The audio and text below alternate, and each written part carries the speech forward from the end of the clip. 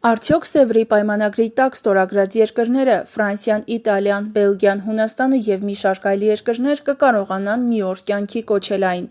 102 տարի առաջ 1920 թվականի օգոստոսի 10-ին ստորագրվեց Սևրի պայմանագիրը Սևրում Թուրքիայի սուլթանական կառավարության և 1914-ից 18 թվականների առաջին համաշխարհային պատերազմում հաղթած դաշնակից պետությունների միջև։ Հայաստանի Հանրապետության անունից պայմանագիրը ստորագրել է Ավետիս Ահարոնյանը, նա և արևմտահայության ներկայացուցիչ ազգային պատվիրակության ղեկավար Պողոս Նուբարը գլխավոր դաշնակից պետությունների հետ կնքել են լրացուցիչ պայմանագիր ազգային փոքրամասնությունների իրավունքների, դիվանագիտական և առևտրական հարաբերությունների վերաբերյալ։ Միջազգային իրավունքի տեսակետից Հայաստանի Հանրապետությունը որպես պայմանագրի մասնակից դե յուրե ճանաչվում էր պայմանագրի ստորագրած մյուս բոլոր պետությունների կողմից։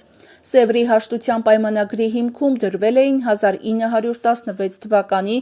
Սայքս-Պիկոյի պայմանագրի դրույթներն ու տերությունների 1920 թվականի Սան Ռեմոյի կոնֆերանսի որոշումները։ Պայմանագիրը բաղկացած էր 97 մասից և 578 հոդվածներից, որոնք վերաբերվում էին սահմանային և քաղաքական փոքրամասնությունների պաշտպանության, ռազմական, ծովային և օդային գերիների և պատիժների, տնտեսական և ֆինանսական, օդային նավագնացության, ջրային և երկաթուղային ճանապարհների աշխատուժի հարցերին։ Սևրի հաշտության պայմանագրի համաձայն Թուրքիային մնում էին Կոստնանուպոլիսը և շրջակայքը, ապա ռազմականացվում էին նեղուցները և դրվում էին միջազգային կառավարման ներքո։ Թուրքիան հրաժարվում էր իր գերիշխանությունից Թրակիայի նկատմամբ, Էգեյան ծովի կղզիներից, Կիպրոսից, Եգիպտոսից և արաբական տիրույթներից։ Հունաստանը կառավարելու էր Իզմիրն ու նրա շրջակայքը և կարող էր տիրել այդ տարածքին, եթե դա ցանկանար բնակչության մեծ մասը։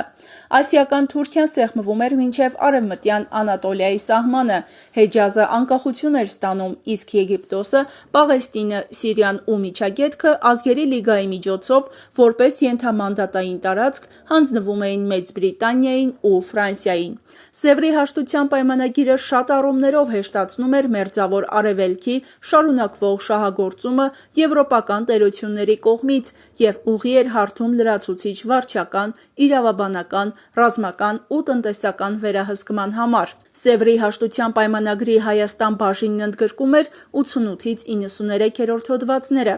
Թուրքիան Հայաստանը ճանաչում էր որպես ազատ ու անկախ պետություն։ Թուրքիան ու Հայաստանը համաձայնում էին Էրզրումի, Տրապիզոնի, Վանի ու Բիթլիսի նահանգներում երկու պետությունների միջև սահմանազատումը թողնել Ամերիկայի Միացյալ Նահանգների որոշմանը և ընդունել ինչպես նրա որոշումը, նույնպես և բոլոր առաջարկները Հայաստանին դեպի ծով ելք տալու և հիշյալ սահմանագծին հարող օսմանյան բոլոր տարածքների ապառազմականացման վերաբերյալ։ Ադրբեջանի և Վրաստանի հետ Հայաստանի սահմանները որոշվելու էին այդ պետությունների հետ ուղղակի բանակցությունների միջոցով։ Եթե այդ պետություններին չհաջողվեր համաձայնության գալ, ապա գլխավոր դաշնակից տերությունները խնդիրը պետք է լուծեին հատուկ հանձնաժողովի օգնությամբ տեղում։ Պայմանավորվածություն ձեռք բերվեց, որ Վրաստանը, Հայաստանը, Ադրբեջանը և Պարսկաստանը Բաթումի նավահանգստով ազատ մուտք ունենան դեպի Սև ծով։ Դաշնակիցները բարյացակամորեն էին վերաբերվում Կարծից ճորող հովտով դեպի Բաթում հայկական միջանցքի գաղափարին, սակայն պայմանագիրը ստորագրելու պահին Վրաստանը դրա փոխարեն հայերին առաջարկեց երկաթուղի կառուցել Վրաստանի տարածքով։ Եվ քանի որ դեռևս հայտնի չէր Տրապիզոնի նավահանգիստը Հայաստանի մեջ կմտցվի թե ոչ, ապա հատուկ հոդվածով Հայաստանին երաշխավորում էին տրանզիտային արտոնություններ ու այդ նավահանգստի մի մասի առհավետ վարձակալություն։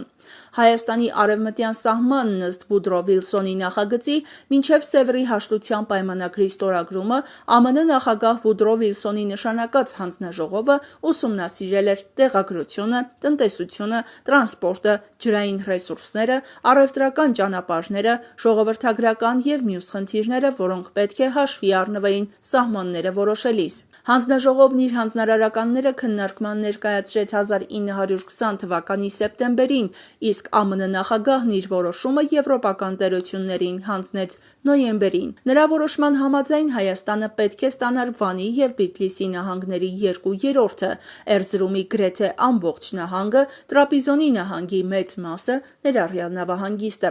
Ընդհանուր առմամբ այդ տարածքը կազմում էր մոտ 90,000 կմ², միավորելով Անդրկովկասում արդեն գոյություն ունեցող Հայաստանի Հանրապետության հետ, հայկական անկախ պետությունը կունենար շուրջ 160,000 կմ² տարածություն դեպի Սև ծով ելքով։ Սևրի հաշտության պայմանագիրը կարող էր նպաստել հայկական հարցի լուծմանը և հայ ժողովրդին տրամադրել նրա ազգային համախմբման համար բավարար տարածք։ Սակայն Սևրի հաշտության պայմանագիրը մնաց թղթի վրա, այն չվավերացվեց նույնիսկ սուլթանական կառավարությունը։ Քեմալականները դիմեցին դրա հաստատումը կանխող բոլոր միջոցներին և որպես առաջին քայլ նոր արշավանք սկսեցին Հայաստանի Հանրապետության դեմ, այն ոչնչացնելու մտադրությամբ։